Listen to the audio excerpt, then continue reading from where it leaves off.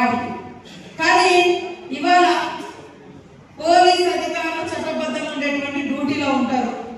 వాళ్ళని కట్టలింపేసి ఒక స్మగ్లర్ పాత్రలో ఒక స్మగ్లర్ పాత్రలో ఉండేటువంటి ఒక స్మగ్లింగ్ చేసేటువంటి హీరోలు పోలీస్ అధికారులను పోలీస్ స్టేషన్లలో బయట బట్టలింపేసి నిలబెట్టి యథేచ్ఛగా స్మగ్లింగ్ చేసేటువంటి సినిమాలకు మాత్రం కేంద్రం నుంచి అవార్డులు వస్తున్నాయి. ఏం చేయండి? ఇలాంటిదైనా మీరు ప్రోత్సహించేది. ఏ సినిమాను మేము గౌరవిస్తాం. సినిమాలో ఒక ఎంటర్టైన్మెంట్ పబ్లిక్ ఉంటుంది, కానీ పబ్లిక్ ఎలాంటి మెసేజ్ ఇస్తారు? స్మగ్లర్ హీరోలు అవుతారంట. ఒక అవేర్నెస్ ఇచ్చేటువంటి లాయర్ జీరో అయితే ఎట్లా?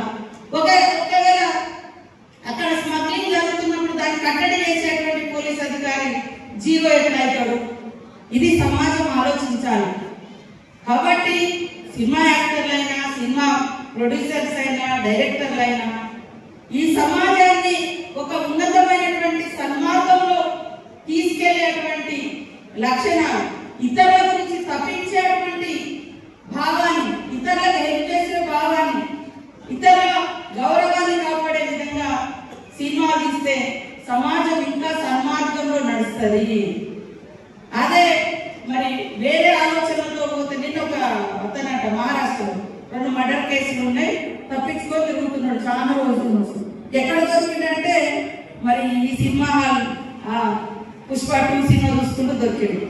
అంటే వాళ్ళకు అది ఏ రకమైన ఇంకా నేరాలు పెరగడానికి కూడా ఒక మెసేజ్ పోయేటువంటి అవకాశాలు ఉంటాయి. మేము తప్పు పడతలేము, కానీ చట్టబద్ధంగా ఉండేటువంటి అధికార వ్యవస్థను, రాజ్యాంగం ఇచ్చినటువంటి అధికారిక వ్యవస్థను గౌరవించాలి. అలాంటి మెసేజ్ ఖచ్చితంగా ప్రతి ప్రొడ్యూసర్, యాక్ట్ చేసేటువంటి యాక్టర్లు అది ఫాలో కావాల్సిన అవసరం ఉంది. కాబట్టి ఈరోజు సమాజం యొక్క ఉన్నతి మనందరి ఉన్నతి, మన పిల్లల భవిష్యత్తే మనందరి భవిష్యత్తు. పిల్లల్ని సన్మార్గంలో నడిపించాలి. మరి పాస్టర్లు కూడా అక్కడెక్కడ మీరు బోధన చేసినప్పుడు మీరు చెప్తా ఉంటారు, స్మోకింగ్ బంద్, డ్రింకింగ్ బంద్, ఇవన్నీ చాలా గొప్ప అలవాటు.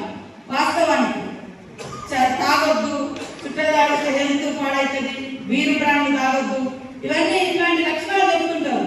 అట్లనే యువతకు కూడా మీ చర్చలకు వచ్చేటువంటి వాళ్లకు ఇలాంటి సన్మార్గమైనటువంటి విద్యాబుద్ధులు లాంటి మంచి మానవతా దృక్పథంలో ఉన్నటువంటి లక్షణాలను నేర్పించాలి.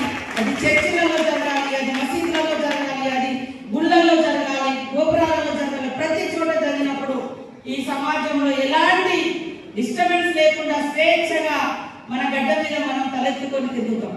ఇవాళ ఒక అమ్మాయి బయటకు వచ్చి ఇంటికి పోవాలంటే రాత్రి అయిందంటే భయపడే పరిస్థితి ఎందుకు?